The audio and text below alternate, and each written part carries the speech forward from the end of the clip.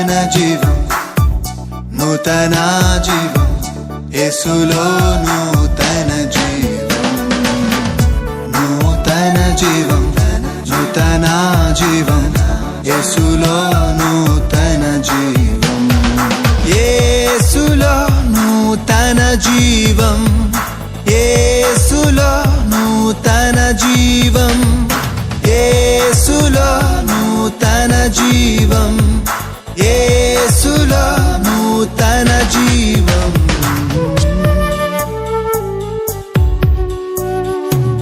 నూతన జీవం, నూతన జీవం, యేసులో నూతన జీవం, నూతన జీవం, నూతన జీవం, యేసులో నూతన జీవం. Praise the Lord. Greetings to you all in the name of our Lord Jesus Christ. We welcome you all to this beautiful program, New Life in Christ. We are so glad by receiving your responses through calls and social media. May the Lord lead us according to His will and speak to us through His word. Now, Pastor Moses Abhishek will deliver the word of God. యేసులో నూతన జీవం అనే ఆధ్యాత్మిక TV కార్యక్రమానికి మిమ్మల్ని ప్రేమతో ఆహ్వానించుచున్నాము. వాక్యం ద్వారా ఎంతగానో ఆశీర్వాదం పొందుచున్నారని నమ్ముచున్నాము. ఇప్పుడు పాస్టర్ మోజెస్ అభిషేక్ గారు దేవుని యొక్క వర్తమానాన్ని అందజేస్తారు. Happy Christmas, merry Christmas. Doctor APJ Abdul Kalam గారు ఆయన ఎంత కష్టపడి చదువుకొని ఉన్నతమైన స్థానంలోకి వెళ్ళి ఉన్నారో మనకందరికీ చాలా బాగా తెలుసు. చాలా దీనమైన కుటుంబంలో పుట్టిన వ్యక్తి, తల్లిదండ్రులు జారలు, చేపలు పట్టేవారు. అయితే అబ్దుల్ కలాం గారిని చదివించడానికి ధనము కూడా లేనటువంటి స్థితిలో ఉన్నవారు అబ్దుల్ కలాం గారి యొక్క తల్లిదండ్రులు. అబ్దుల్ కలాం గారు రోజు సైకిల్ తొక్కుంటూ ఆయన న్యూస్ పేపర్స్ వేసి తద్ఫలితంగా వస్తున్న ధనము ద్వారా విద్యను చదవడం ప్రారంభించిన వ్యక్తి. అటు రీతిగా అబ్దుల్ కలాం గారు ఆయన యొక్క జీవితంలో చదువుకుంటూ ఉండగా ఒక రోజున ఆయన ట్యూషన్ మాస్టర్ గారు అబ్దుల్ కలాం గారిని ఒక బీచ్ దగ్గరికి తీసుకుని వెళ్ళి చెన్నై బీచ్ దగ్గర ఆయన నిలబెట్టి ఆకాశం వైపు చూపిస్తూ ఎంత బాగుందో ఒకసారి చూడండి అని ఆయన ట్యూషన్ మాస్టర్ గారు చెప్పినారట. అబ్దుల్ కలాం గారు ఆకాశాన్ని వైపు చూస్తూ చాలా ఆనందంగా ఆకాశం ఉన్నది, పక్షులు చాలా అందంగా ఎగురుతున్నాయి అని గమనించి అబ్దుల్ కలాం గారు ఆ పక్షులను చూసినప్పుడు ఆయన హృదయంలో ఒక గొప్ప ఆలోచన పుట్టి ఉన్నది. ఆయనకు వచ్చిన ఆలోచన ఏంటంటే, ఈ పక్షులు ఇంత అందంగా ఆకాశంలో ఎగురుతున్నాయి, మరి మనుషులు కూడా ఆకాశంలో ప్రయాణం చేయాలి, మనుషులు ప్రయాణం చేసే ఆ యొక్క ఏరోప్లైన్ని లేదా ఎయిర్ క్రాఫ్ట్ని నేను నడిపే పైలట్గా మారాలి అని 13వ ఏట సముద్ర తీరాన్న పక్షులను చూచి ఒక గురిని, ఒక లక్ష్యాన్ని అబ్దుల్ కలాం గారు తన యొక్క జీవితాన్ని ఉంచుకోవడం జరిగినది. ఆ తదుపరి ఏరోనాటికల్ ఇంజనీరింగ్కి జాయిన్ అవ్వి ఏరోనాటికల్ ఇంజనీరింగ్లో విద్యను పూర్తి చేసుకుని క్వాలిఫికేషన్ ఎగ్జామ్స్ రాసినప్పుడు 9th ర్యాంక్ వచ్చినది అబ్దుల్ కలాం గారికి ఎయిర్ క్రాఫ్ట్ నడిపే ఆ యొక్క ఉద్యోగంలో. ఆ దినమున ఉద్యోగానికి ఇంటర్వ్యూలో 1 నుంచి 8 ర్యాంకులు వచ్చిన వారినే ఉద్యోగంలో చేర్చుకోవడం జరిగినది. కనుక అబ్దుల్ కలాం గారు చాలా దుఃఖపడి ఉన్నారు. ఏంటి, నేను ఒక లక్ష్యం వైపుకు వెళ్ళాలనుకున్నాను, కష్టపడి చదివి ఉన్నాను, కానీ నా యొక్క లక్ష్యం ఏంటి ఎలా అయిపోయినది అని. అప్పుడు ఆయన సైంటిస్ట్గా మారి తర్వాత రాష్ట్రపతిగా ఘనమైన స్థానానికి వెళ్ళడం మనకు అందరికీ బాగా తెలిసినదే. కానీ అబ్దుల్ కలాం గారు అంటున్నారు, నా జీవితంలో అయినప్పటికీ సంతృప్తి లేదు. ఎందుకంటే నా యొక్క లక్ష్యము చిన్ననాటి నుంచి ఏంటంటే ఎయిర్ క్రాఫ్ట్ని నడపడం. వింగ్స్ ఆఫ్ ఫైర్ అనబడుచున్న బయోగ్రఫీ, ఆటోబయోగ్రఫీ అబ్దుల్ కలాం గారు రాసి ఉన్నారు. ఆ వింగ్స్ ఆఫ్ ఫైర్ ఆటోబయోగ్రఫీలోను ఆయన చేసిన చాలా ఇంటర్వ్యూస్లోను ఆయన చెప్పిన మాట ఏంటంటే, నేను రాష్ట్రపతి అయినప్పుడు నాకున్న హోదాను బట్టి ఆర్మీ జనరల్స్ని, నేవీ జనరల్స్ని, ఎయిర్ ఫోర్స్ జనరల్స్ని అందరినీ పిలిచి నేను చెప్పి ఉన్నాను, ఒక్కసారి నాకు ఎయిర్ క్రాఫ్ట్ నడిపే అవకాశాన్ని ఇవ్వండి, యుద్ధ విమానాన్ని నడిపే అవకాశాన్ని ఇవ్వండి, నేను మళ్ళీ నా యొక్క లక్ష్యాన్ని నేను పూర్తి చేసుకుంటాను అంటే ఆ దినం అధికారులు అందరూ చెప్పి ఉన్నారట, అబ్దుల్ కలాం గారు మీరేమైనా అపాయం చేసుకుంటే మా జీవితానికి అది చాలా మెప్పును లేదా ముప్పును పుట్టిస్తుంది, మాకు ప్రమాదకరంగా ఉంటుంది, కనుక మేము చేయలేము అంటే అబ్దుల్ కలాం గారు అప్పుడు ఒక నిర్ణయం తీసుకున్నాడు. అప్పటికే 70 ఏళ్ల పైన వయసులో ఉన్న అబ్దుల్ కలాం గారు 6 నెలలు ఎయిర్ క్రాఫ్ట్ ఎలా నడపాలో అన్న కోచింగ్ తీసుకొని తదుపరి ఎయిర్ క్రాఫ్ట్ నడిపి తన యొక్క చిన్న వయసులో ఉన్న లక్ష్యాన్ని ఛేదించి చరిత్రలో ఒక ఘనమైన వాణిగా మిగిలిపోయి ఉన్నాడు. Happy Christmas, merry Christmas. ఈ ఆలోచనను మన హృదయంలో ఉంచుకొని ఒకసారి యోహాను శుభవార్త 6వ అధ్యాయం 38వ వచనాన్ని చదువుకుందాం. నా ఇష్టమును నెరవేర్చుకొనుటకు నేను రాలేదు, నన్ను పంపిన వాని చిత్తము నెరవేర్చుటకే పరలోకము నుండి దిగి వచ్చి తిని. హల్లెలూయా, హల్లెలూయా. కనుక యేసుక్రీస్తు ప్రభుల వారి భూలోకానికి ఎందుకు వచ్చారు? ఈ దినమున మనం అందరం వినబోతున్న సందేశం యొక్క శీర్షిక లేదా టైటిల్ ఏంటంటే, Jesus Christ came with a name into this world. Yesayya ఈ భూలోకానికి ఒక గొప్ప లక్ష్యంతో వచ్చి ఉన్నాడు. యేసయ్య ఈ భూలోకానికి ఎలా వచ్చి ఉన్నాడు? గొప్ప లక్ష్యంతో వచ్చి ఉన్నాడు. నేనంటాను, యేసయ్య ఈ భూలోకానికి వచ్చినప్పుడు ఆయనకే లక్ష్యం ఉంటే మరి మనుషులుగా మనకు లక్ష్యం లేకపోతే ఎలాగా? సృష్టికర్త అయిన దేవుడైన యేసుక్రీస్తు ప్రభుల వారు, సమస్తాన్ని కలగజేసిన యేసుక్రీస్తు ప్రభుల వారు, ఈ యొక్క సమస్తమునకు కారణభూతుడైన దేవునికే ఈ భూలోకములో వచ్చుటకు ఒక లక్ష్యము, ఒక గురి, ఒక గమ్యము ఉన్నట్లయితే ఈ భూమి మీద నివాసము చేస్తున్న మనకందరికీ కూడా ఏముండాలి? లక్ష్యం అన్నది మనము కలిగి ఉండాలి. ఈనాడు ఈ మాటలు వింటున్న ప్రియ యవనస్తులకు, పిల్లలకు, పెద్దలకు నేను చెప్పుచున్నది ఏంటంటే, నీ జీవితంలో నీవు లక్ష్యం కలిగి ఉన్నావా? యేసయ్య ఈ భూలోకానికి ఒక లక్ష్యం కలిగి ఆయన వచ్చి ఉన్నాడు. లక్ష్యం లేని జీవితం చాలా ప్రమాదకరమైన జీవితం. An aimless life is a dangerous life. ఎందుకు అంటే, కొరింథీయులకు రాసిన పత్రికలో అపోస్తలుడైన పౌలు గారు ఒక అద్భుతమైన మాటను ఇలా సెలవిస్తున్నారు. కొరింథీయులకు రాసిన మొదటి పత్రిక 9వ అధ్యాయం 26వ వచనం. కొరింథీయులకు రాసిన మొదటి పత్రిక 9వ అధ్యాయం 26వ వచనం.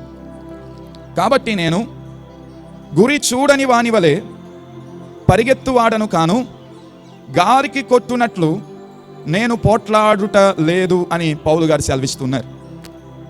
గురి లేని వాని వలె ఉంటే గాలి చెదరినట్లు మనం చెదరిపోతూ ఉంటాం. ఎక్కడికి మనం వెళ్తామో తెలియదు.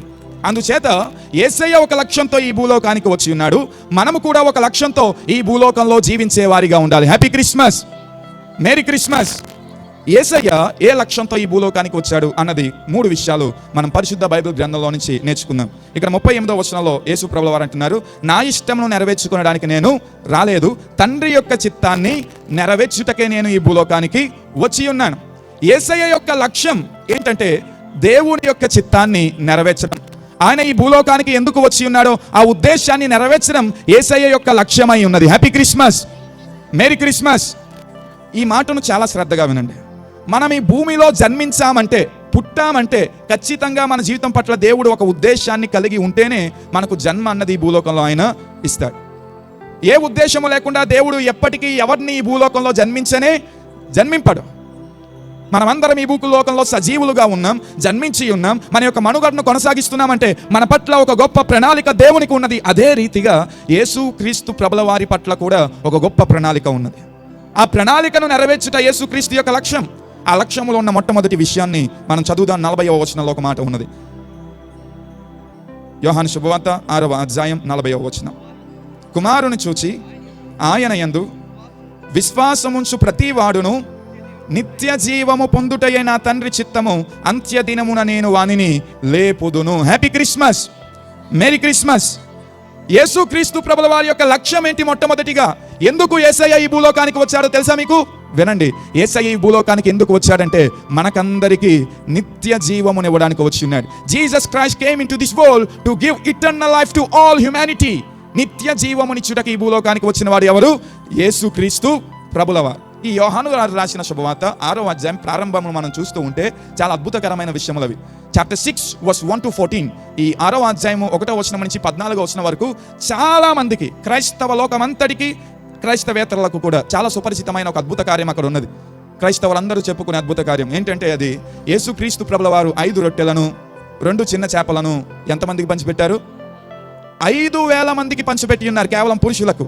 స్త్రీల సంఖ్య తెలియదు, పిల్లల సంఖ్య తెలియదు. 20,000 మంది అని అంచనా వేస్తూ ఉన్నారు శాస్త్రవేత్తలు. ఒకవేళ యేసుక్రీస్తు ప్రభుల వారు 5 రొట్టెలను 2 చిన్న చేపలను అభివృద్ధి పరిచి 5,000 మందికి పైగా ఉన్న జనాభాకు సంతృప్తిగా అనుగ్రహించిన ఆయన చేసిన ఆ గొప్ప అద్భుత కార్యం ఇదే అధ్యాయంలో జరిగి ఉన్నది.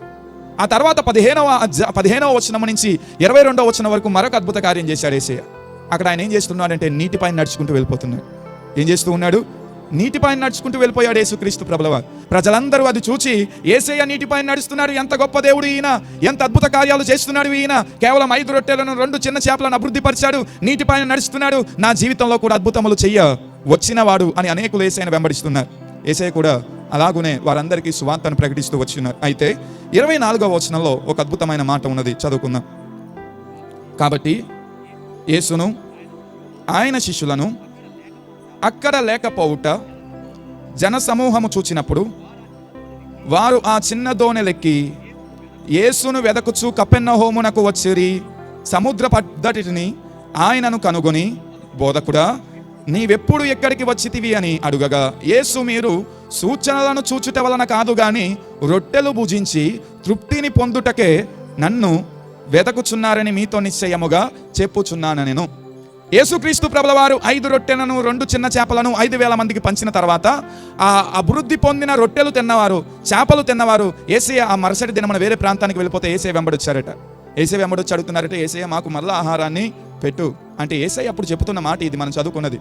నేను ఈ లోకానికి అద్భుతాలు చేయడానికి వచ్చాను, అవును, మేలులు చేయడానికి వచ్చాను, స్వస్థతలు ఇవ్వడానికి వచ్చాను. అయితే నా యొక్క ప్రప్రదమైన లక్ష్యం అది కాదు. నా ప్రప్రదమైన లక్ష్యం ఏంటంటే మీ అందరికీ నిత్య జీవమును ఇచ్చుటై ఉన్నది. హల్లెలూయా, హ్యాపీ క్రిస్మస్, మేరీ క్రిస్మస్. అవును, యేసు చెంతకు మనం అద్భుత కార్యములు పొందడానికి రావాలి. ఖచ్చితంగా యేసు వద్దకు వస్తున్న వారిని దేవుడు స్వస్థపరుస్తాడు, దీవిస్తాడు, మేలులు చేస్తాడు, అద్భుతములతో వారి యొక్క జీవితంలో ఘనమైన స్థానమున వాళ్ళు నిలబెడతాడు. దానికంటే ప్రాముఖ్యంగా యేసయ్య మన జీవితం నుంచి కోరుకునిస్తున్నది ఏంటంటే మనం యేసుని నమ్మి నిత్య జీవమును పొందుకునే వారిగా ఉండాలి అని యేసుక్రీస్తు ప్రభుల వారు ఆ గొప్ప లక్ష్యంతో ఈ భూలోకానికి వచ్చి ఉన్నాడు. ఆయన ఇది మన వాక్యం వింటున్న ప్రియ దైవ జనాంగమా, కేవలం అద్భుతములు మాత్రమే కావాలి అని యేసును వెంబడించకండి. యేసు ఇచ్చు మరణము లేని జీవితమును పొందడానికి యేసు చెంతకు రండి. పాపము మనందరినీ వెంబడించి మనలను మరణ ఛాయల్లో చిక్కుకును పెట్టి ఉండగా, మనలను బంధించి ఉండగా, మనలను సాతాను శత్రులు నిర్బంధించి స్వేచ్ఛ లేని వారిగా, జీవము లేని వారిగా, ఆశీర్వాదము లేని వారిగా మార్చుచుండగా యేసయ్య ఈ భూలోకానికి ఎందుకు వచ్చినాడంటే మనందరి యొక్క జీవితంలో నిత్య జీవమును అనుగ్రహించడానికి వచ్చిన వానిగా ఆయన ఉన్నాడు. హల్లెలూయా, హల్లెలూయా, హల్లెలూయా. కనుక యేసయ్య ఇచ్చు నిత్య జీవాన్ని మనం పొందుకున్నప్పుడు ఖచ్చితంగా దేవుని యొక్క ప్రణాళికల్లో మనము ఆశీర్వదింపబడే వారిగా ఉంటాం. Happy Christmas, merry Christmas.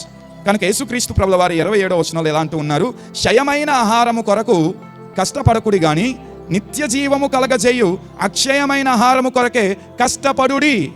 మీ జీవితంలో తాత్కాలికమైన వాటి కొరకు చాలా మంది కష్టపడుతూ ఉన్నాం. తాత్కాలికంగా నేడు ఉండి సంతోషము కొరకు, రేపటి దినమున మాయమైపోయే సంతోషం కొరకు, క్షణికమైన ఆనందాల కొరకు మనుషుడు కష్టపడుతూ ఉన్నాడు. ఒక 3 గంటల సినిమా చూస్తే ఆనందం వస్తుంది అనుకుంటూ ఉన్నాడు. ఒక క్వార్టర్ మందు తాగితే ఆనందం వస్తుంది అనుకుంటూ ఉన్నాడు. వీటి కొరకు కష్టపడుతూ చాడీలు చెప్పుకుంటూ వీళ్ళ మీద వాళ్ళ మీద మాటలు చెప్పుకుంటే ఆనందం వస్తుంది అనుకుంటూ గడుపుతూ ఉన్నారు. కానీ యేసయ్య అంటున్నాడు, ఇవన్నీ క్షయమైనవి, నేడు ఉంటాయి, రేపు మాయమైపోతాయి. ఆ సమయంలోనే మీకు ఆనందం కలుగుతుంది. వాటి గురించి కష్టపడకండి. మీరు కష్టపడవలసినది దేని కొరకు అంటే అక్షయమైన ఆహారము కొరకు. ఎప్పుడైతే మనము దేవుడిచ్చు నిత్య జీవాన్ని పొందుకుంటామో దేవుడు ఖచ్చితంగా మనకు కావలసినవన్నీ ఆయనే సమకూర్చువాడై ఉన్నాడు. హల్లెలూయా, హల్లెలూయా. యేసుక్రీస్తు ప్రభుల వారు మత్తయి సువార్త 6వ అధ్యాయంలో ఒక మాట చెప్పి ఉన్నారు, మీరు ఏమి తిందుమా, ఏమి తాగుదుమా, ఏమి ధరించుకుందుమా అని చింతింపకుడి. ఆకాశ పక్షులను చూడండి, అవి విత్తవు, కోయవు, కానీ తండ్రి వాటిని పోషించుటలేదా? నేను వాటిని పోషించుటలేదా? లేదా దేవునిగా నేను వాటికి కావలసిన సమస్తాన్ని సమకూర్చడం లేదా అని యేసే చెప్తూ ఉన్నాడు. మనుషులుగా మనం ఎంతకాలం ఇంకా ఈ క్షయమైన దీవెనల కొరకు, క్షయమైన స్వస్థతల కొరకు, నేడు ఉండే ఆరోగ్యం కొరకు, రేపటి దినమున మళ్ళా నీరసమైపోయే దాని కొరకు యేసు చెంతకు వచ్చి మళ్ళా వెళ్ళిపోతూ ఉన్నాం? లేదు.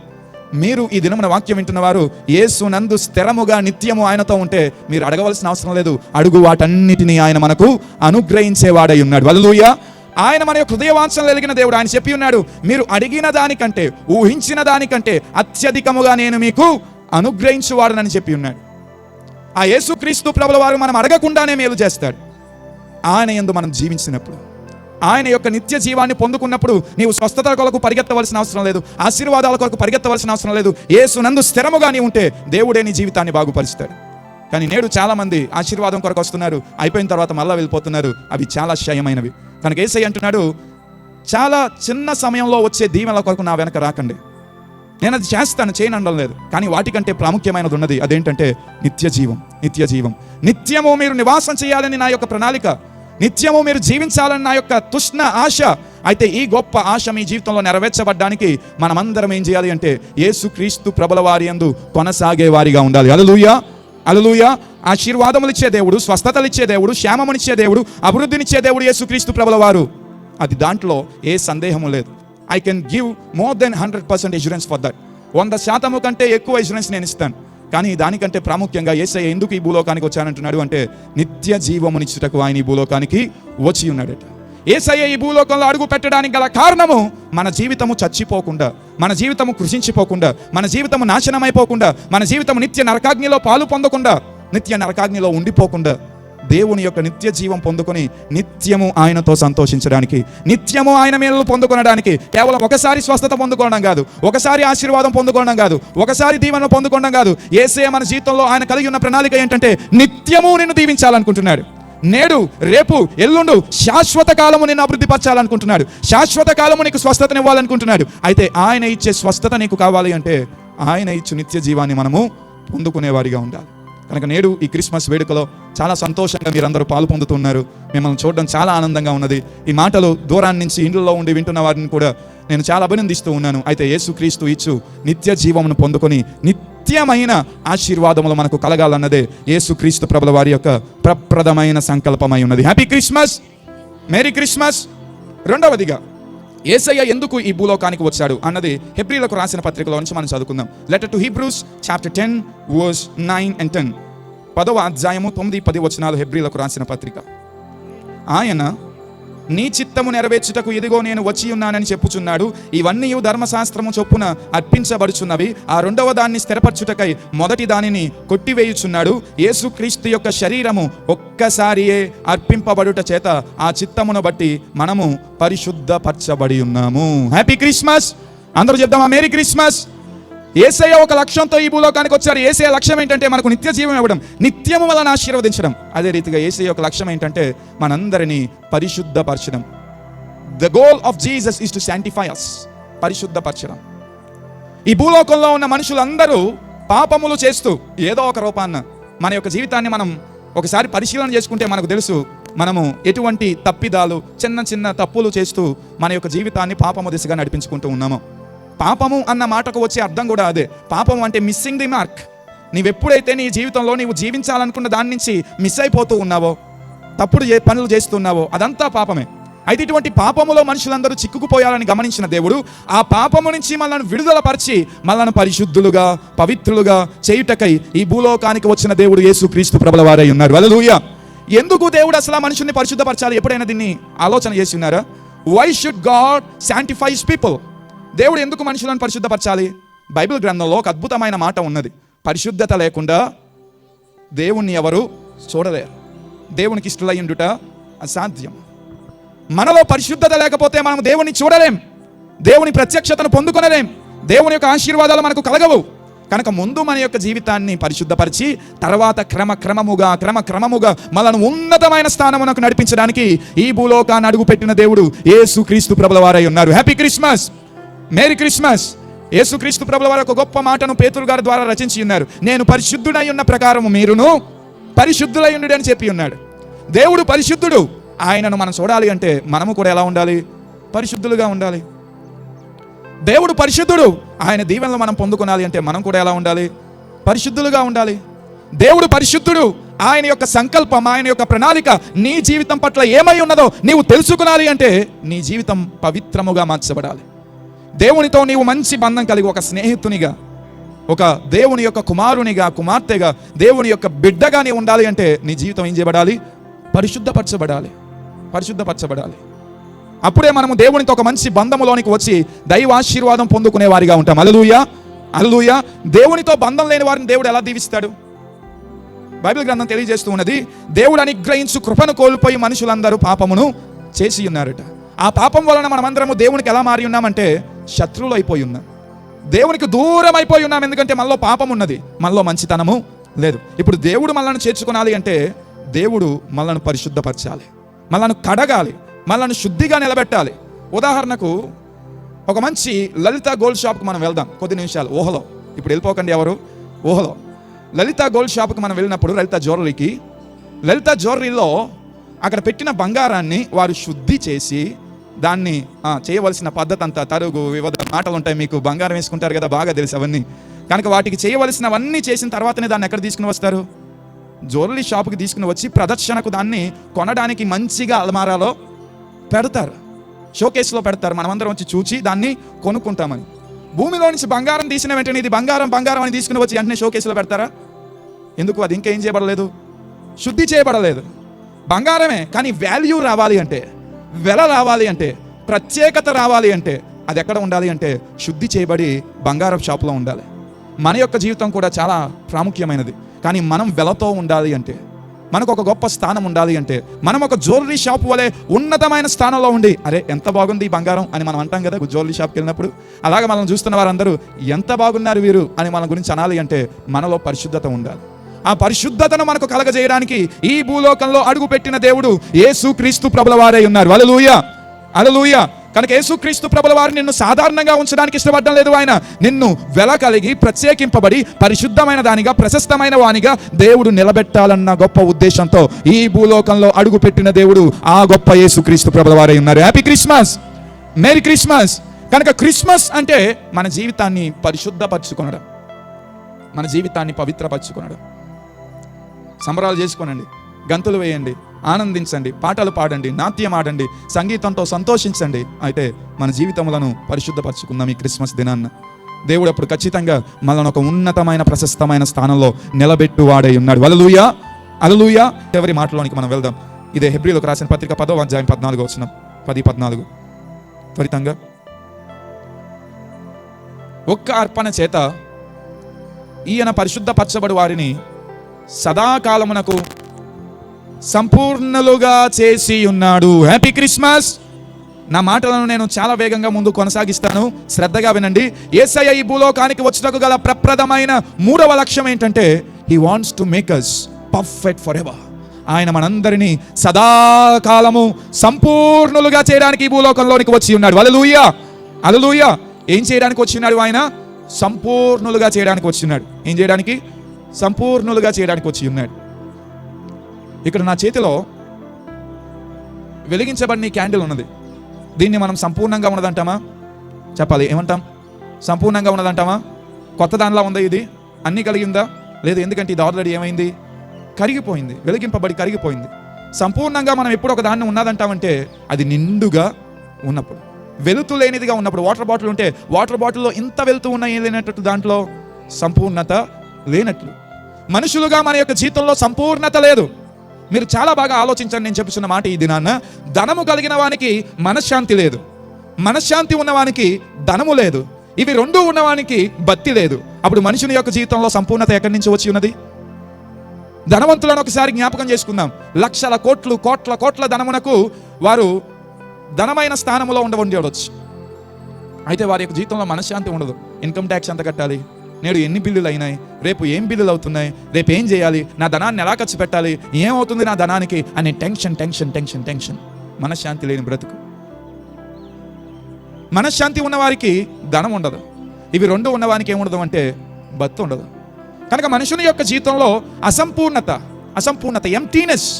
సంతోషం ఉంటుంది కానీ ధనం ఉండదు, ధనం ఉంటుంది కానీ సంతోషం ఉండదు, ఇవి రెండు ఉంటాయి కానీ భక్తి ఉండదు. కానీ యేసయ్య ఈ భూలోకానికి ఎందుకు వచ్చాడంటే మన జీవన రంగములన్నిటను ఆయన సంపూర్ణులుగా మనల్ని చేయడానికి ఈ భూలోకాన్ని అడుగుపెట్టిన దేవుడు యేసుక్రీస్తు ప్రభువు వారై ఉన్నారు. హల్లెలూయా, హల్లెలూయా. Jesus will make you a whole person and a perfect person in spirituality, in finance, and in emotional, and in each and every realms of your life. యేసుక్రీస్తు ప్రభువు వారు నీ జీవితాన్ని ఆధ్యాత్మికత యందు సంపూర్ణంగా మారుస్తాడు. అదే రీతిగా శారీరకంగా బలవంతునిగా మారుస్తాడు. అదే రీతిగా మానసికంగా నిన్ను మనశ్శాంతితో నడిపిస్తాడు. ఇట్టి రీతిగా మనుషుని యొక్క జీవితంలో ఉన్న జీవన విభాగములన్నిటను సంపూర్ణతనివ్వడానికి ఈ భూలోకంలో అడుగుపెట్టిన దేవుడు యేసుక్రీస్తు ప్రభువు వారై ఉన్నారు. హల్లెలూయా, హల్లెలూయా. కీర్తనాకారుడు ఒక అద్భుతమైన మాట ఇటు రీతిగా అంటాడు, ఆయన కుడి చేతిన నిత్య సుఖములు కలవు, ఆయన సన్నిధిలో సంపూర్ణమైన సంతోషము కలదు అనే మాటను చెప్పి ఉన్నాడు. సంపూర్ణమైన సంతోషం దేవుని యొక్క సన్నిధిలో మనం చూస్తూ ఉంటాం. కనుక దేవుని యొక్క సన్నిధిలో సంపూర్ణమైన సంతోషమును దేవుడు మనకు అనుగ్రహించడానికి ఆయన ఈ భూలోకంలో అడుగు పెట్టిన వానిగా ఉన్నాడు. హల్లెలూయా, హల్లెలూయా. మరి ఈ దినమున నీ జీవితంలో సంపూర్ణత ఉండదా? Are you having fullness in your life? ఖాళీగా ఉన్నావా? శూన్యంగా ఉన్నావా? ఎంత కష్టపడుతున్నా ఏమీ లేని వాడిగా నేను ఉన్నానే, ఏంటి సంతోషము లేదు, ధనము లేదు, సుఖము లేదు, మనశ్శాంతి లేదు అనే వేదనతో నీ ఉన్నట్లయితే యేసయ్య ఈ భూలోకానికి ఎందుకు వచ్చాడో తెలుసా? ప్రియ సహోదరి సహోదరుడా, నీ జీవితంలో సంపూర్ణతనివ్వడానికి ఆయన వచ్చి ఉన్నాడు. సంపూర్ణతనివ్వడానికి వచ్చి ఉన్నాడు. నాకు చాలా ఇష్టమైన మాట ఏంటంటే అక్కడ ఒక మాట రచించబడి ఉన్నది, పదము సంపూర్ణతకు ముందు అక్కడ అంటూ ఉన్నాడు, సదాకాలము సంపూర్ణులుగా చేయడానికి ఈ భూలోకానికి ఆయన వచ్చి ఉన్నాడు. కేవలం ఒక గంట నీకు మనశ్శాంతిని, ధనాన్ని, ఆర్థికత, శక్తిని, బలాన్ని ఇచ్చి తర్వాత నిన్ను విడిచిపెట్టేసేవాడు యేసుక్రీస్తు ప్రభువు వారు కానే కాదు. సదాకాలము, ఫర్ ఎవర్, నిత్యము నిన్ను సంపూర్ణునిగా నిలబెట్టడానికి ఈ భూలోకంలో అడుగుపెట్టిన దేవుడు నా గొప్ప దేవుడైన యేసుక్రీస్తు ప్రభువు వారై ఉన్నారు. Happy Christmas, merry Christmas. కనుక ప్రతి దినం నేడు నీకు సంపూర్ణతనిస్తాడు, రేపు సంపూర్ణతనిస్తాడు, ఆ తర్వాత సంపూర్ణతనిస్తాడు. నీ జీవితంలో అనునిత్యము నిన్ను సంపూర్ణునిగా నిలబెట్టడానికి ఆ గొప్ప లక్ష్యంతో ఈ భూలోకానికి వచ్చిన దేవుడు ఎవరు? యేసుక్రీస్తు ప్రభువారు. కనుక యేసయ్య యొక్క లక్ష్యం ఇది, మనుషులకు నిత్య జీవాన్ని ఇవ్వడం. రెండవదిగా మనుషులను పరిశుద్ధులుగా చేయడం. మూడవదిగా మనుషులను సదాకాలము సంపూర్ణులుగా చేయడం. యేసయ్యే ఒక గొప్ప లక్ష్యంతో ఈ భూలోకానికి వస్తే నేడు ఒక ప్రశ్న వేస్తున్నాను నా వాక్యాన్ని ముగించే ముందు, నీ లక్ష్యం ఏంటి? యేసయ్య ఒక గొప్ప లక్ష్యంతో వచ్చాడు. Jesus Christ came with a great aim. So what is your aim? దేవుడే ఈ భూలోకానికి లక్ష్యంతో వస్తే మరి మనుషునిగా నీ జీవితం పట్ల నీవు కలిగి ఉన్న లక్ష్యం ఏంటి? ఇది నాన్న, ఏంటి నీ లక్ష్యం? ఏంటి నీ గురి? ఎటువైపు నీ జీవిత యాత్ర నీవు కొనసాగిస్తూ ఉన్నావు? ఎక్కడికి వెళ్తుంది నీ యొక్క జీవితం? ఎక్కడికి వెళ్తుంది నీ యొక్క బ్రతుకు? ఇదే మాటను బైబిల్ గ్రంథంలో ఒక వ్యక్తిని అడిగితే ఆ వ్యక్తి ఇలాగ సమాధానం చెప్తూ ఉన్నాడు. ఫిలిప్పీలకు రాసిన పత్రిక 3వ అధ్యాయం 14వ వచనం. ఒక నిమిషం, 3వ అధ్యాయం 14వ వచనం చదివి అందించండి ఎవరైనా త్వరితంగా. ఫిలిప్పి 3:14. ఓకే. క్రీస్తు యేసునందు దేవుని ఉన్నతమైన పిలుపునకు కలుగు బహుమానము పొందవలనని గురి వద్దకే పరిగెత్తుచూ ఉన్నాను. Happy Christmas, merry Christmas. Yesayya ఒక గొప్ప లక్ష్యంతో ఈ భూలోకానికి వచ్చాడు. మరి నీ లక్ష్యం ఏంటి? మన లక్ష్యం ఏమవ్వాలో చెప్తున్నాను వినండి. మన లక్ష్యము ఆ యేసయ్య అవ్వాలి. మన లక్ష్యం ఎవరవ్వాలి? ఆ యేసయ్య అవ్వాలి. నిత్య జీవమునివ్వడానికి వచ్చిన యేసు నీ లక్ష్యం అవ్వాలి. నిన్ను ఆశీర్వదించడానికి వచ్చిన యేసయ్య నీ లక్ష్యం అవ్వాలి. నిన్ను పరిశుద్ధపరచడానికి వచ్చిన యేసయ్య నీ లక్ష్యం అవ్వాలి. నిన్ను సంపూర్ణునిగా చేయడానికి భూలోకానికి వచ్చిన యేసయ్య మన లక్ష్యం అవ్వాలి. భక్తుడంటూ ఉన్నాడు, నేను వెనుకున్న వాటిని మరచి ఇదివరకే ఏదో సాధించున్నానని తలంచక ముందున్న వాటిని చూచుకొనుచు నేను గురి వద్దకే పరిగెత్తుచూ ఉన్నాను. నా గురి అయిన యేసు చెంతకే నేను పరిగెడుతూ ఉన్నాను. ఎందుకంటే ఆయనే నా జీవితాన్ని మార్చగలవాడు, నాకు విలువనివ్వగలిగిన వాడు, నాకు సంపూర్ణతనివ్వగలిగిన వాడు అని భక్తుడు సెలవిస్తున్నాడు. మరి నేడు ఈ వాక్యం విన్న, ఈ క్రిస్మస్ వర్తమానమును విన్న ప్రియ భాస్కర్ కాలనీ నివాసులందరితోనూ నేను ప్రశ్నిస్తూ ఉన్నాను, నీ లక్ష్యం ఏంటి? ఈ యొక్క వేడుకలో పాలు పొందుతున్న కుర్చీలో కూర్చున్న నుంచుని వాక్యం వింటున్న ప్రతి ఒక్కరిని I'm asking this question, what is your aim today? నీ లక్ష్యం ఏంటి?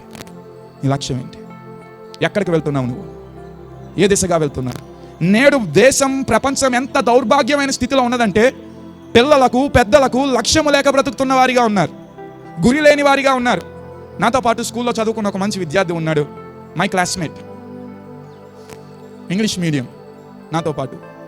కానీ నేడు ఎక్కడ ఉన్నాడంటే రోడ్ల మీద తిరుగుతూ ఉన్నాడు, రోడ్ల మీద పడుకుంటూ ఉన్నాడు. గల కారణం ఏంటంటే 10th చదువుతూ ఉన్నప్పుడు, 10th అయిపోయిన తర్వాత చాలాసార్లు టీచర్స్ చెప్పారు, రే బాగా చదువుకోరా, మంచి లక్ష్యం కలిగి బ్రతకరా అని. హీ డిడ్ంట్ కేర్, లక్ష్యం చేయలేదు. పోన్లే టీచర్స్ మాట వినలేదు. తర్వాత నేను చెప్పి ఉన్నాను కొన్ని సంవత్సరాలు అయిన తర్వాత, రే పెళ్లి చేసుకున్నావురా, కనీసం అమ్మాయిని దేవుడు ఇచ్చాడు, ఆ అమ్మాయిని అన్న చూసుకోవాలంటే మంచిగా బ్రతకరా, ఒక లక్ష్యం కలిగి బ్రతుకు, ఒక పనికి వెళ్ళు, కుటుంబాన్ని పోషించుకో, నీ జీవితాన్ని మార్చుకో అంటే కేర్ చేయలేదు. తాగడం తిరగడం, కుటుంబం విడిపోయింది. నా స్నేహితుని యొక్క భార్య నా స్నేహితుని విడిచిపెట్టేసింది. ఇప్పుడు ఒంటరి వానిగా మిగిలిపోయాడు. నేడు చాలా మంది ప్రపంచంలో ఎలాగే బ్రతుకుతూ ఉన్నారు. యవనస్తులకు ఫోన్స్, మొబైల్స్, గేమ్స్ ఉంటే చాలు, లక్ష్యం లేదు, గురి లేదు. నేను అడుగుతున్నాను, ఇదేమన్నా దేవుడే ఒక లక్ష్యంతో వస్తే నీ జీవితంలో నీకు గురి లేకపోతే ఎలాగున్నా నీవు బ్రతకగలను అనుకుంటున్నావు? ఏం సాధించాలనుకుంటున్నావు ఈ భూలోకంలో? ప్రప్రదంగా I want to say this very importantly. అందుచేతనే I have taken message today. ఈ దినమున వాక్యం తీసుకోవడానికి గల కారణము కూడా ఇదే, మీ లక్ష్యం ఏంటని ప్రశ్నించడానికి. యవనుడిగా, యువతిగా, పిల్లలుగా, పెద్దలుగా ఏ లక్ష్యంతో ఉన్నారు మీరు ఈ దినాన్న? చదువుకుంటున్న వారికి, ఇళ్లలో ఉంటున్న వారికి I'm very straight forwardly asking, పిల్లలకు ఒక లక్ష్యం కలిగి బ్రతకండి. లేనట్లయితే చాలా ప్రమాదకరం. అందుచేత స్టార్టింగ్లో నేను చెప్పి ఉన్నాను, an aimless life is a dangerous life. లక్ష్యము లేని జీవితం ప్రమాదకరమైన జీవితం. ఈ మాటలు వింటున్న తల్లిదండ్రులైన మీ పిల్లలను లక్ష్యం కలిగి బ్రతకడం నేర్పించండి. చిన్నప్పటి నుంచి, అరే ఒక గురి కలిగి నీవు బ్రతకాలరా, అమ్మ ఒక గురి కలిగి నీవు బ్రతకాలమ్మా అని పిల్లలను పెంచండి. అప్పుడు పెద్దవారైనప్పుడు వారు గురి కలిగి, గురిని ఛేదించి ఒక ఉన్నతమైన స్థానంలో నిలబడే వారిగా వారు ఉంటారు. So teach your children to have an aim. నా మాటలు వింటున్న యవనస్తులకు, పిల్లలకు మరొకసారి నేను విన్నవించి బ్రతిమలాడుకుంటూ చెప్తూ ఉన్నాను, ఒక లక్ష్యం కలిగి బ్రతకండి. ఏదో వెళ్ళిపోతుందిలే జీవితం, అయిపోతుందిలే ఇలాగా, ఏదో ఒకలా బ్రతికేద్దాంలే అనే ఆలోచనలో ఉండకండి. ఏదో ఒకలా బ్రతకడానికి కాదు మనం ఈ భూలోకానికి వచ్చి ఉన్నది. ఏదో ఒకలా బ్రతకడానికి కాదు దేవుడు మనల్ని పుట్టించి ఉన్నది. ఏదో ఒకలా జంతువులు కూడా బ్రతుకుతున్నాయి. ఇంకా మనం ఎందుకు బ్రతకడం? మనం బ్రతుకుతున్నామంటే మన జీవితానికి ఒక గురి ఉండాలి, ఒక స్థాయి ఉండాలి. Praise the Lord. Dear friends, to watch more sermons and worship songs, Please subscribe to our YouTube channel Moses Abhishek, MOACS ABHISHEK, and follow us on Facebook and Instagram @Moses Abhishek Tanity. ప్రియులారా, మరిన్ని సందేశములు మీరు ఆలకించడానికి, మరిన్ని దేవుని యొక్క పాటలు వినడానికి Moses Abhishek అనే YouTube ఛానల్ని సబ్స్క్రైబ్ చేసుకునండి. అలాగే ఫేస్బుక్లోను ఇన్స్టాగ్రామ్లోను మోసెస్ అభిషేక్ తానేటి అనే మన యొక్క ఛానల్ని ఫాలో అవ్వండి. దేవుడు మిమ్మల్ని దీవించును గాక. For your prayers and support, our address Pastor T. Moses Abhishek, son of Reverend T. Blessing, Emmanuel Church, Bhaskar Nagar, Samalkot, Andhra Pradesh, India 533440. Our phone numbers 8886329940. May God bless you all.